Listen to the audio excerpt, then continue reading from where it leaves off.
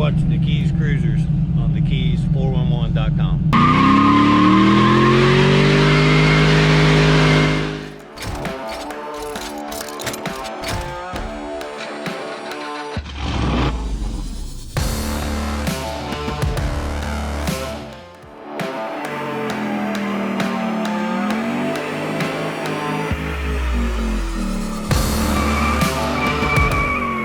My name's Steve Horne. I live in Key Colony Beach. I've been here since 2007, and this is my 2010 Escalade with a 416 stroker motor.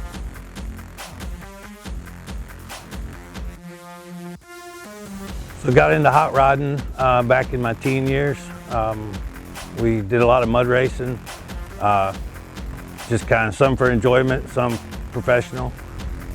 We built some drag cars, did a little bit of that. I don't know, we just enjoy going fast and burning tires off.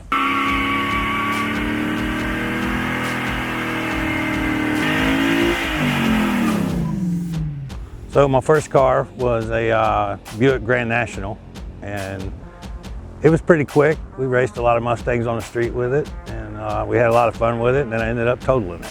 So I was driving to work one morning, and it was raining, and a school bus pulled out in front of me, and I T-boned right into the side of it, and that was the end of that car. I woke up in the passenger side floorboard and kicked the window out and crawled out, and I thought I was gonna cry.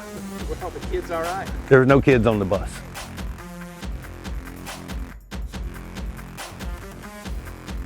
So what's mostly unique about this is we wanted to keep everything as Cadillac stock as possible. We still have Magna-Ride, we still have traction control, we still have stable track. We left all the electronic stuff in it. We got it where we can turn some of that off for when we want to do a sport mode run. And it rides just like a Cadillac. It's got rear AC, front AC. It's got XM radio. It's just like you'd buy it off the dealership floor in 2010. And honestly, it's probably the most comfortable hot rod I've ever been in. So the idea with the Cadillac originally was just a top end change. We're going to do some heads and a cam. We got the cam out. We found some brass on the cam bearings, so we ended up having to pull the whole motor. When we got it to the machine shop, the machinist called and he said that the crack between 5 and 7, do you really want to do this to this motor? And I'd already talked with Brian Tooley Racing, and they had designed a rotating assembly. That's when we decided to stroke it, since the whole motor was out. So we got everything done. I found another block in Wisconsin, brand new from Chevrolet, and had it shipped to him. And from there, he did all the machine work for me, put the rotating assembly together, and then we put the top end on it. We went with Jezel roller rockers. We've got a 102 fast intake with a Nick Williams 102 millimeter throttle body.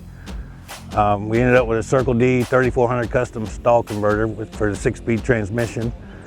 And it's all computer controlled. We've got a bunch of different tunes. We keep trying to tweak it a little more, adding spark, taking spark out, putting torque management in it. And we had one tune where we turned just over 8,100 RPMs, and we thought that was a little much considering the motor's so new, so we tuned it back to just over 7,000 RPMs. And I had to put a lot of torque management back into it to keep from exploding the transmission. And hopefully, after my wife gets over what I spent on the motor, she'll let me buy a transmission. So I know what everybody's thinking. Have we had it on the dyno? No, we haven't. We're not done with the tune yet.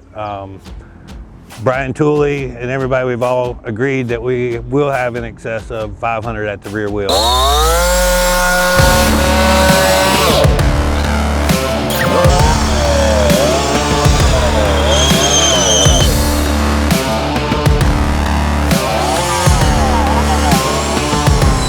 So it was around Christmas, and I put a new tune in, and I wanted to log the air-fuel ratio because I was worried about the wide open throttle with the air-fuel. And I told my better half I'd go to Walgreens for and get some wrapping paper. So when I pulled out of Key Colony, I was the only car there, and I said, well, this is a perfect spot to do a wide open pull. About the time I got in front of the boathouse marina, I looked over and seen an officer sitting there, and he was polite enough to pull me over and explain to me that I was going excessively fast.